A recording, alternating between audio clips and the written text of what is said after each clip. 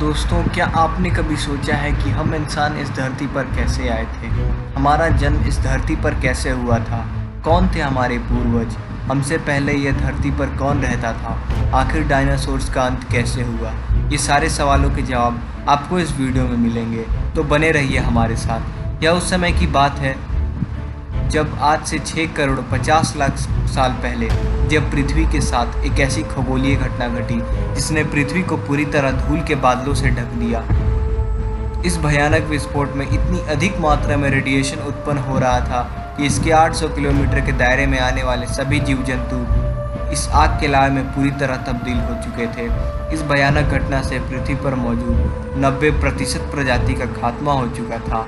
पृथ्वी पर रहने वाले 25 किलो से ज़्यादा वजनी जीव जलकर खाक हो चुके थे। इस महाप्रलय में लाखों की संख्या में जीव मारे जा चुके थे।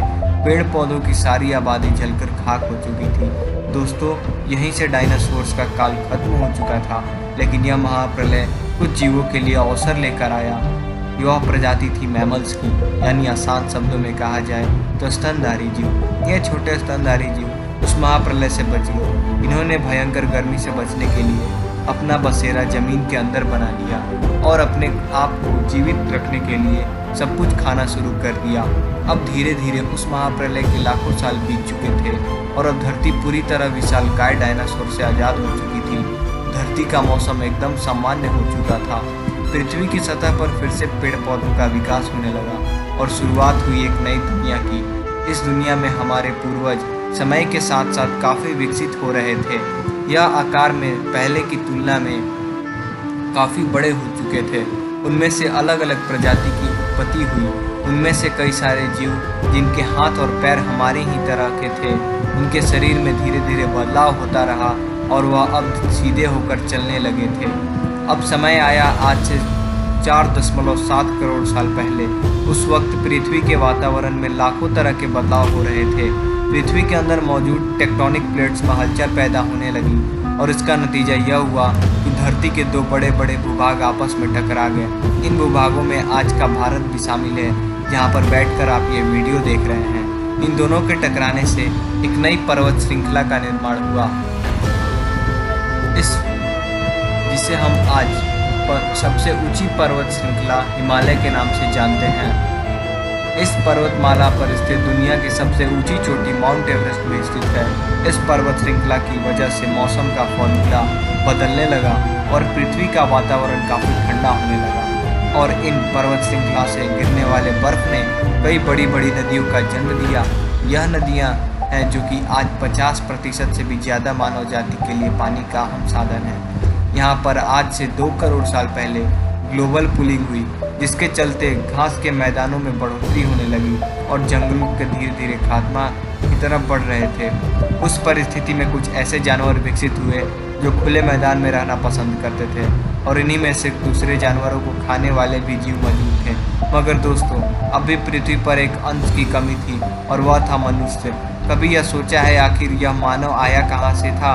आज से करीब 1 करोड़ साल पहले पृथ्वी का रूप आज की तरह करीब करीब बन चुका था और अब पृथ्वी की परिस्थिति बदलने लगी थी। आज से करीब 40 लाख साल पहले पृथ्वी के टेक्टोनिक प्लेट में हलचल होने से अफ्रीकी के पूर्वी इलाके में नई पर्वत श्रृंखलाओं का जन्म हुआ। यह अफ्रीकी पर्वत श्रृंखला यहाँ पर आने वाले मौसमी हवाओं के लिए अवरुद्ध बनकर खड़ी हो गई थी, जिसकी वजह से यहाँ का वातावरण पूरी तरह से बदल गया और जंगलों में बारिश आनी बंद हो गई। इस विशालकाय जंगल में निवास करने वाले एप्स, जिन्हें पेरुलुपिथिक्स के नाम से जाना जाता था, इनका निवास स्थान पेड़ों पर था। यहाँ पर उन्हें भरपूर मात्रा में खाना खाने के लिए मिल जाता था। यह एक टहनी से दूसरी टहनी पर कूदने में सक्षम नहीं थे। कभी कभी ये पेड़ की डालों पर ही 2 पैरों पर चलते थे।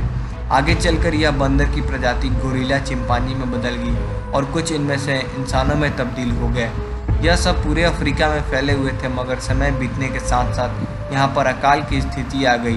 बारिश न होने की वजह से जंगल पूरी तरह साफ हो चुके थे और इन एप्स के लिए पेट भरना भी मुश्किल हो रहा था। खाने की तलाश में इन्होंने पेड़ों के नीचे धरती पर पहली बार कदम रखा था।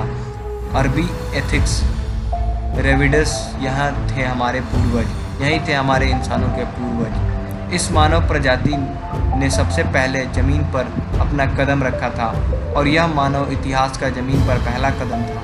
इनका सब कुछ हम इंसानों से मिलता था और इनका दिमाग संतरे जितना बड़ा हुआ करता था।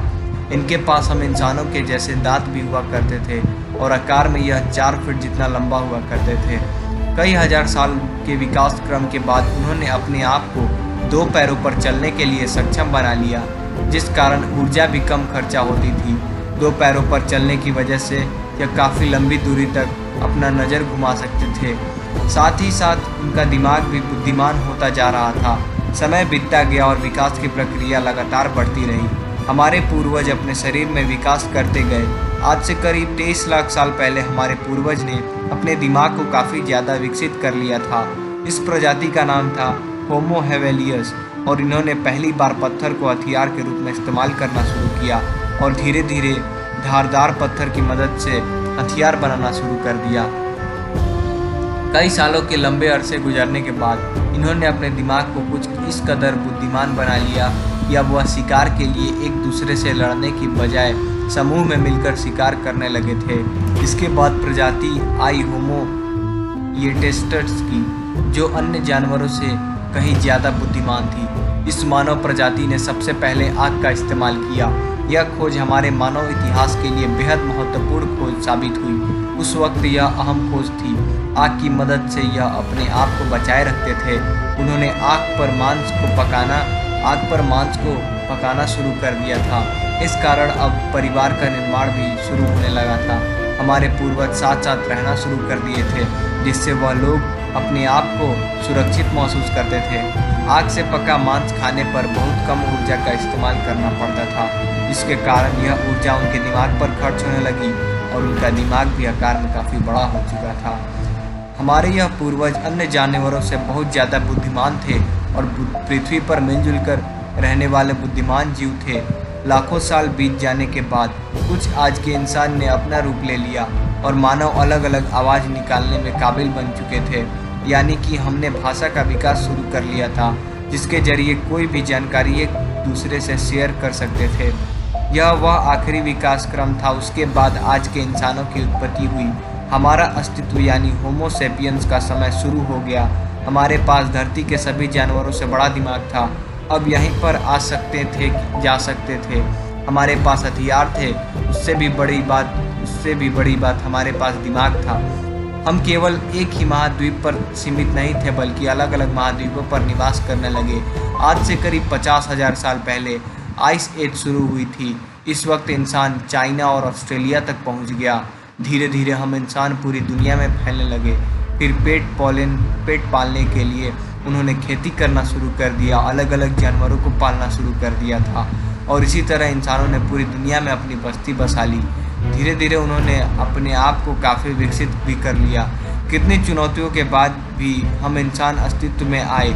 आज हमारे इतनी ज़्यादा टेक्नोलॉजी विकसित कर ली और हम केवल पृथ्वी तक ही सीमित नहीं हैं, बल्कि चांद पर भी अपना कदम रख चुके हैं और विज्ञान की मदद से आज हम अलग अलग दुनिया की खोज में लगे हुए हैं और आज हम अलग अलग ग्रहों की खोज में लगे हुए हैं। आज पृथ्वी पर हमारे जैसा कोई बुद्धिमान जीव नहीं है जो हमसे आगे। आज ऐसा समय आएगा जो कि सुबह के वक्त इंटरनेट के बगैर हमारी आंखें तक नहीं खुलती। कुछ लोगों के इंटरनेट के बगैर लगती भी नहीं है। आप टेक्नोलॉजी का उदाहरण खुद को देख कर लीजिए। आपने 10 मिनट के अंदर मानव जाति के पूरे अस्तित्व का पता लगा लिया। या ये कुछ नहीं, क्या ये तो हमारी टेक्नोलॉजी ही है कि हमने 10 मिनट में पूरे मानव इतिहास को जान लिया। आज हमें पता है कि हम इंसान धरती पर कैसे आए। हमने अंतरिक्ष में जाकर कई रहस्यों को उजागर किया है और आगे भी टेक्नोलॉजी की विकास की प्रक्रिया लगातार बढ़ती रहेगी। हम नहीं रुकेंगे, हम इसी तरह से आगे बढ़ते रहेंगे। हमें अभी बहुत सारी खोजें करनी है। दोस्तों, आपको कैसा लगा हमारा ये करोड़ों साल पहले का सफ़र? ऐसे ही वीडियोस के लिए आप हमारे चैनल को सब्सक्राइब कीजिए और उस वीडियो को लाइक कीजिए और कमेंट में बताइए कि आपको यह वीडियो कैसा लगा।